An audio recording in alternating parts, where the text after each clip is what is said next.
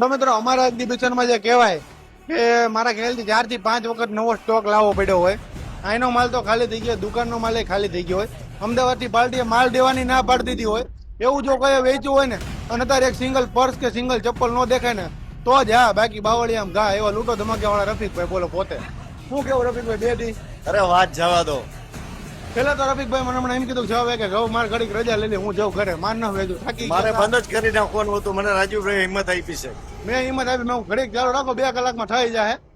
કેટલાક દિનો ધંધો તમે 2 ટીમ કરી લીધો? 10-15 દિવસમાં. 10-15 દિવસનો બિઝનેસ ખાલી અમે 2 દિવસમાં આપેલો છે. આવો તો હાથમ આઠમ કે દિવાળીમાં રિસ્પોન્સ નથી જોયો ને આટલું પબ્લિક નથી જોયું જે આજ રાજીવભાઈએ એક્ઝિબિશનમાં પબ્લિક કર્યું છે. હવે બીજી વાર એક્ઝિબિશન કરો તમારે આવવાનું કે નહીં આવવાનું? નંબર 1 ઉપર આપણું નામ લખી નાખજો. પહેલા નંબર અત્યારથી સ્ટોલ લખાઈ ગયો છે એટલે જે ને આટલો સ્ટોલ નો આપતા મને 3-4 સ્ટોલ નો એક સ્ટોલ આપજો મને. આમાં મારા હિસાબે થઈને બાજુવાળા હેરાન થઈ જાય છે.